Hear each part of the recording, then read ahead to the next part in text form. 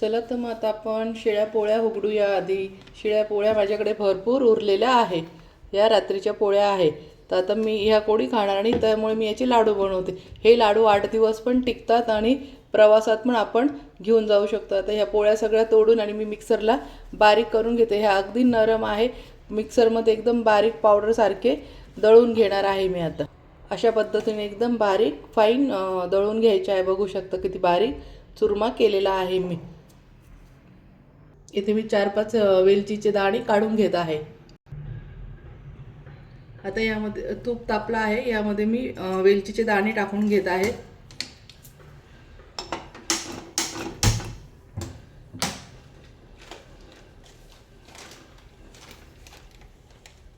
थोडीशी बडीशेप पण टाकून घ्यायची आहे. त्यानंतर मनुके टाकून घेऊया.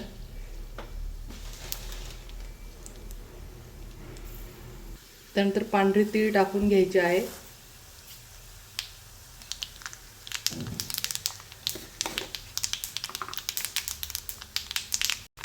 थोडासा गूळ टाकून घेऊया.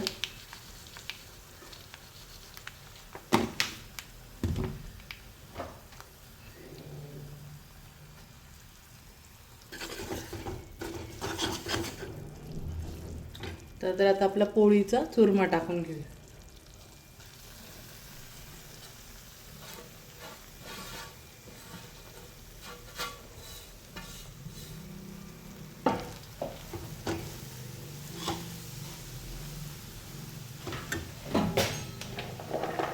थोडी टुटी फ्रुटी पण टाकून घ्यायची आहे. आता हे सर्व आपण मिक्स करून घ्यायचं आहे.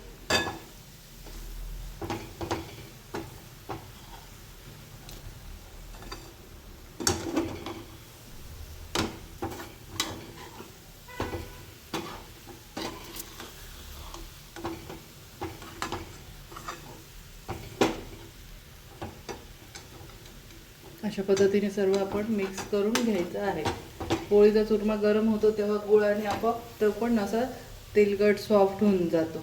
मग लाडू खूप छान वळले जातात. हे लाडू 8 ते 15 दिवस वरतीच आरामशीर टिकतात. फ्रीजमध्ये ठेवण्याची काहीच गरज नाही.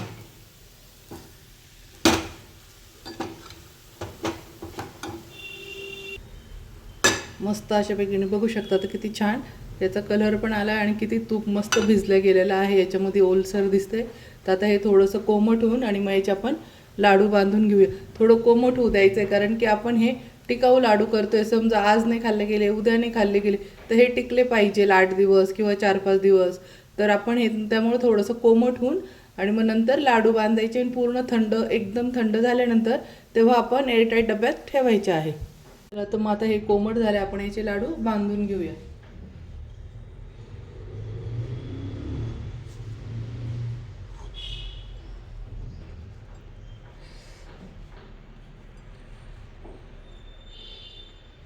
दाबून दाबून असे लाडू बांधायचे, जसे आपण रव्याचे वगैरे बांधतो. बघू शकता किती तूप छान सुटलेलं आहे हाताला पण आणि लाडूला पण.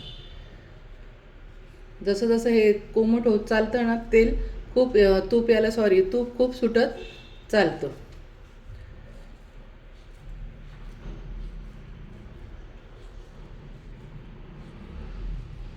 अशा पद्धतीने आता आपण सर्व लाडू बांधून घेऊया.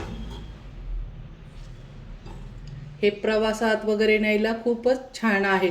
एक लाडू खाल्ला तरी नाश्ता केल्यासारखं होऊन जातं आणि पौष्टिक आहे. बाहेरचे वडापाव किंवा काही पण खाण्यापेक्षा तेलकट तुपकट तब्येत बिघडते. त्याच्यामुळे आपण हे असे दशम्या झालं, ठेपले, लाडू असं बरोबर नेलं तर मस्त घरचं पौष्टिक आहार आपल्याला भेटतो. आणि शक्यतो प्रवासात न्यायचंच आहे.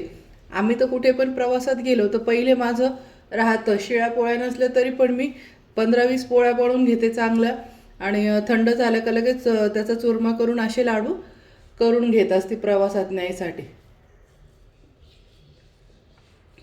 अशा पद्धतीने आता आपण हे सर्व लाडू बांधून घेते. तर फ्रेंड, हे झाले आपले लाडू. बघू शकता किती छान टेक्स्चर वगैरे आलेलं आहे. खूपच सुंदर तीळ वगैरे पण वरतून दिसू राहिली आणि चवीला तर खूपच भन्नाट आहे. तुम्ही एकदा नक्की माझी पाहून रेसिपी बनवा. मी 100% सांगते, हे लाडू चवीला अप्रतिम आहे आणि घरात सुद्धा लहान मुलांपासून तर वयोवृद्धांपर्यंत म्हाताऱ्यांना सगळ्यांना आवडेल. आणि माझा एवढा विश्वास आहे की प्रत्येक वेळा तुम्ही शिळ्या पोळ्या उरल्या तर हा लाडू बनवणार आणि प्रवासामध्ये सुद्धा हे लाडू तुम्ही 100% घेऊन जाणार, मी खात्रीशीर सांगते.